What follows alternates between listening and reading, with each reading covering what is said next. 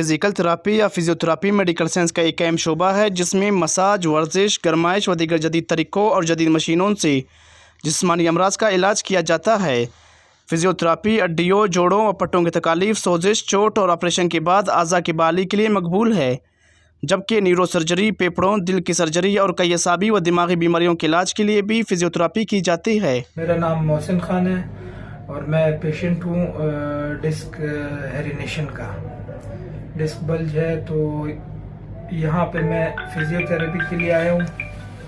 तो मैंने काफ़ी बेहतर इसके साथ महसूस कर रहा हूँ। अभी पहले तो काफ़ी दर्द था, अभी माशाल्लाह से काफ़ी मैं बेहतरी महसूस कर रहा हूँ। मैंने अल्हम्दुलिल्लाह से मेरे कमर में शदीद दर्द था और तकरीबन 10 दिन मुझे हो गए फिजियोथेरेपी का। मैं बड़ा बेहतरीन मैं इसमें जो है चेंजेस महसूस कर रहा हूँ अपने अंदर। ये जो स्टाफ है और इनका जो मिसाल काम है, ये बड़ा बेहतरीन किस्म का इन्होंने जो एक इलाज होता है फिजियोथेरेपी का, अपने एक्सरसाइजेज वगैरह, ये मुकम्मल तौर पे बड़े बेहतरीन एक्सरसाइज है। और सबसे पहले अगर कमर का मसला हो, इंसान को फिजियोथेरेपी की तरफ जाना चाहिए उनको, क्योंकि ऑपरेशन वगैरह इन चीज़ों से बंदा गुरेज करे बेहतर है। Aamir Khan mana waqt most kana road accident masus और अड्डा kana दुआ पिन्नासु योना इलाज ऑपरेशन कैफियत मस्तूर डॉक्टर बैराम वला और पद kana दादू सिस्टम मसूस ने वो kana कारम करता है kana kana सबात ma Karachi physiotherapist ना के दाद सीनियर डॉक्टर्स गोराम साहब तुलो के तो यो एम्बेसडर इलाज स्टार्ट करे फिर 21 क्लास माशाल्लाह kana दुआ इलाज 90% कवर मसूली चला। उम्मीद है कि मतलब 5-6 क्लास कवर मुड़ेगी। जी, मैं फिजियोथेरापिस्ट डॉक्टर गोराम जमाली हूँ। तो मैं कमोबेश 40 साल से इस फील्ड से मैं मुंसलिक हूँ और बड़े अच्छे नंबरों से मैंने जो है अपने बल्कि पोजीशन मैंने ली थी कराची यूनिवर्सिटी से। मैं जो ये कोर्स किया था, तो उसके बाद भी मुख्तलिफ कोर्स वगैरह जो भी थे वो करते रहे। मैं हमेशा मुझे जो इससे ज़्यादा लगाव था कि मैं ज़्यादा से ज़्यादा नॉलेज हासिल करूं। उसकी वजह से यही चीज़ बनी है कि जी मैं जो भी क्या करता हूँ, किसी को ट्रीट करता हूँ तो उसको अल्लाह ताला के हुक्म से उनको काफ़ी फ़ायदा हो जाता है। तो काफ़ी अरसे से मैं इस फील्ड से मुंसलिक हूँ। अभी फिर गवर्नमेंट जॉब वगैरह से उससे रिटायर होने के बाद फिर अभी पूरा जो है वो पूरी तवज्जो मैंने इसी चीज़ पे दी हुई है। मैंने combined military hospital CMH Rawalpindi में ज़्यादातर अरसा गुजारा है। फिर उसके साथ वहीं पे रावलपिंडी में एक मिलिट्री हॉस्पिटल भी है, MH उसको कहते हैं, वहाँ पे। उसके बाद फिर कंबाइंड मिलिट्री हॉस्पिटल कोयटा या CMH कोयटा में, वहाँ पे मैं एज ए फिजियोथेरापिस्ट काम करता रहा। बल्कि उधर जो आर्मी पर्सनल्स थे उनको मैं पढ़ाता रहा हूँ। उसके बाद से वहाँ से रिटायर होने के बाद फिर मैंने सिविल सर्विस ज्वाइन कर ली। सिविल सर्विस में भी एज ए फिजियोथेरापिस्ट में स्पेशल एजुकेशन पहले गवर्नमेंट ऑफ पाकिस्तान का था, फिर बाद में गवर्नमेंट ऑफ पाकिस्तान में आ गया। उसमें मैं जॉब करता रहा। उधर जो है वो मैं जो बच्चे होते थे, माजूर बच्चे, उनकी फिजियोथेरापी वगैरह जो भी फिजियोथेरापी से रिलेटेड जो भी क्या थी वो यूज़ करते थे और उनको ठीक करते थे। मैं आपको बताऊं कि मैंने वहाँ पे कई ऐसे केसेस को जो कि बिल्कुल उनको उठा के लाते थे, वो बैठ भी नहीं सकते थे, उनको मैंने बिठाने तक किया। फिर बिठाने के बाद फिर उनको खड़ा किया, खड़ा करने के बाद फिर मैंने उनको चलाया तक है, तो यहाँ तक उनको फ़ायदा हुआ। तो मेरी ये गुजारिश होगी आवाम से साथ के जिनके पास इस तरह के बच्चे हैं, वो दिल बर्दाश्ता हो के या चुप करके ना बैठे, बल्कि उनको फिजियोथेरापी कराएं। और फिजियोथेरापी से वो इस काबिल हो जाते हैं कि वो चलने फिरने के काबिल हो जाते हैं। तो किसी तरह से भी ये ना समझें कि जी बस ये डिजीज़ हो गई तो हम बस अभी इसका कोई इलाज नहीं है। नहीं, फिजियोथेरापी में बहुत सारे क्या जैसे मैंने बताया था कि कई ऐसे बच्चों को मैंने जो कि बिल्कुल लेटली पोजीशन में थे, बैठ भी नहीं सकते थे, उनको बिठाने तक किया, फिर उनको खड़ा किया, उनको फिर चलाया। तो ये सारी चीज़ें वहाँ पे जो है स्पेशल एजुकेशन जो था, खुसूसी तालीम वहाँ पे होता। फिर वहाँ उसके बाद फिर मैं बलूचिस्तान यूनिवर्सिटी में भी पढ़ाता रहा। बलूचिस्तान यूनिवर्सिटी में DPT यानी डॉक्टर ऑफ फिजिकल थेरेपी के जो स्टूडेंट्स थे उनको पढ़ाता रहा। फिर हाल ही में ये जो हमारा बुलान medical university of health and sciences है, उसके अंदर हमारा एक फिजियोथेरेपी का कॉलेज है, वहाँ पे पढ़ा रहा हूँ।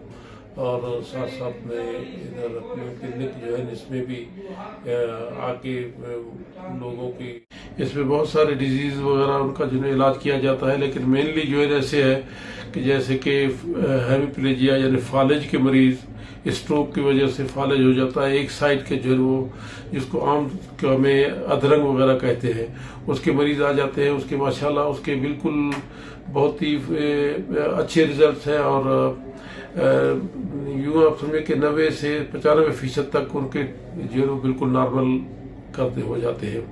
इसके अलावा फिर दूसरे मरीज ऐसे होते हैं जैसे बच्चे होते हैं, उनको दिमागी फालिज होता है, उनको सेरेब्रल पैल्सी या CP कहते हैं, उनके भी बहुत अच्छे रिजल्ट हैं। बहुत अच्छी तरह से कि उनके कोऑर्डिनेशन की एक्सरसाइज वगैरह कराए जाते हैं, तो उनकी वजह से उनको बहुत फर्क पड़ता है और बहुत जल्दी जो है वो फिर चलने फिरने के काबिल हो जाते हैं और अपने मसल्स के ऊपर उनका कंट्रोल दोबारा आ जाता है। क्योंकि इसमें मसल कंट्रोल उनको अपने कंट्रोल में नहीं होता है जो मसल्स होते हैं।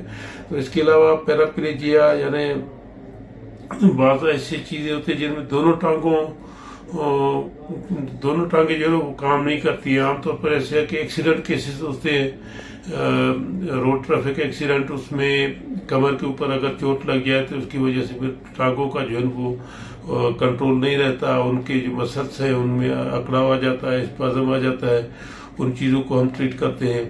फिर कुछ और डिजीज होती हैं जिनमें कि चारों लिम्ब यानी कि दोनों हाथ और दोनों पाँव वो फंक्शन नहीं करते हैं। ऐसे में केसेस वगैरह भी हमारे पास आते हैं, उनका भी माशाल्लाह बहुत अच्छी तरह से उनका ट्रीट करते हैं।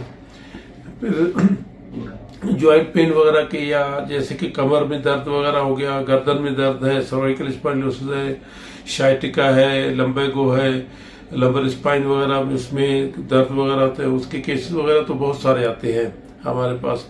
फिर उनको वो बिल्कुल ठीक हो जाते हैं। इसके बाद फिर जॉइंट पेन जैसे घुटनों के दर्द है, टखनों में वगैरह में दर्द है, या हाथ के किसी जोड़ वगैरह में, कंधे में फ्रोजन शोल्डर जिसे कहते हैं उसके केसेस वगैरह आते हैं।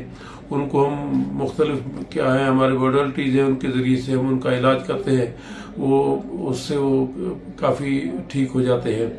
इसके अलावा कुछ ऐसी क्या भी है जो कि आप देखेंगे जैसे कि विटामिन D की कमी हो जाती है बच्चों में या बाद औक़ात बड़ों में, क्योंकि अगर काफ़ी अरसे तक साए में काम करते रहने से विटामिन D की कमी जाती है। उसमें हमारे पास अल्ट्रावायलेट रेज है, अल्ट्रावायलेट रेज के ज़रिए से मैं इलाज करता हूँ। उनका एक ख़ास टेक्निक होता है, उस टेक्निक के ज़रिए से उनको अल्ट्रावायलेट रेज देते हैं, तो उससे उनकी विटामिन D की कमी और कैल्शियम की कमी पूरी हो जाती है। बहुत सारे ऐसे बच्चे होते हैं जिनको विटामिन D की कमी होती है, कैल्शियम की भी, या बड़े भी अगर हो तो उनके बहुत अच्छा इलाज है कि विटामिन D की कमी को पूरा करते हैं। बाज़ बड़ों में भी ऐसे हो जाता है जिनके लिवर्स वगैरह अगर लिवर में सही तौर पर लिवर की फंक्शनिंग नहीं है तो विटामिन D वगैरह उनका जो स्किन है वो जो उनकी जिल्द है वो विटामिन D पैदा नहीं करता है। तो हमारे पास ऐसी क्या है कि हम नेचुरली उनके विटामिन D की कमी को पूरा कर देते हैं। फिर इसी अल्ट्रावायलेट से ये है कि आप हैरान होंगे कि जो गंजापन है, बैल्डनेस है, उसको काफ़ी फ़र्क पड़ता है। बैल्डनेस वगैरह उसमें सर के ऊपर लगाते हैं तो उसकी वजह से उनके जो मसाम वगैरह जो बंद हो चुके हैं, जहाँ से अभी उनके बाल वगैरह नहीं आते हैं, तो वो खुलना शुरू हो जाते हैं और उसकी वजह से उनकी वो बैलेंस वगैरह ख़त्म हो जाती है। तो इस तरह से बहुत सारे ऐसे केसेस वगैरह हैं जिनमें कि हम जो है उनका इलाज करते हैं और उससे ठीक हो जाते हैं। मुख्तलिफ मशीनें उनको इस्तेमाल करते हैं। एक मशीन जैसे मैंने अभी अल्ट्रावायलेट बताया, इसके बाद शॉर्ट वेव डायथर्मी है। Short wave diathermy deep heat पहुंचाने के लिए, ये साउंड मशीन, अल्ट्रासाउंड मशीन, उसका बहुत ही इफेक्टिव है। हमारा थेराप्यूटिक अल्ट्रासाउंड है। एक डायग्नोस्टिक अल्ट्रासाउंड होता है, लेकिन हमारे पास थेराप्यूटिक अल्ट्रासाउंड है।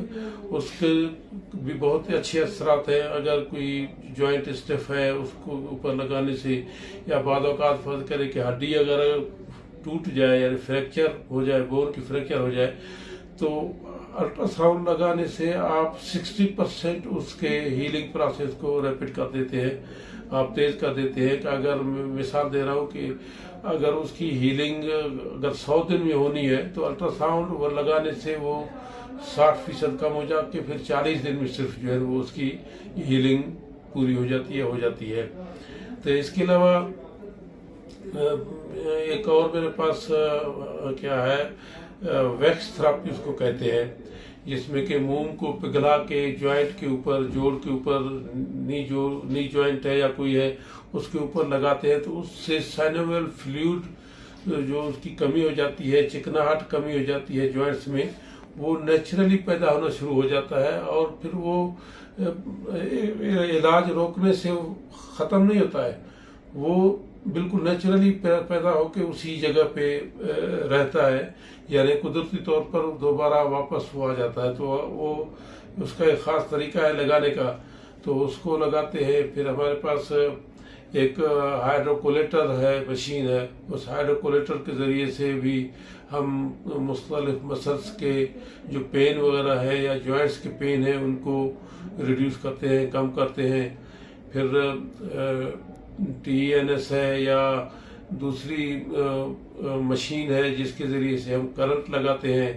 जो लकवा वगैरह जो केसेस होते हैं, लकवा के लिए बहुत अच्छी जो है क्या है, उसको उनको ख़ास के करंट होता है, उस करंट के ज़रिए से हम उसका ट्रीट करते हैं और उसका लकवा जो है वो 100% तकरीबन 100% दुरुस्त हो जाता है, अगर वो मुसलसल आता रहे और हमारे क्या पर हिदायत के ऊपर अमल करता रहे।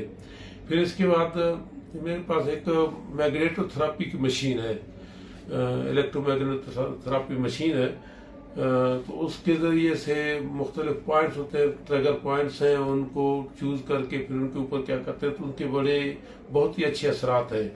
तो उसमें जैसे ये सारी डिजीज़ जो मैंने बताई हैं, इन डिजीज़ के ऊपर उसके ज़रिए से अगर क्या करें तो वो नेचुरल वे में जो क्या है उसका जिस्म है वो ठीक होना शुरू हो जाता है।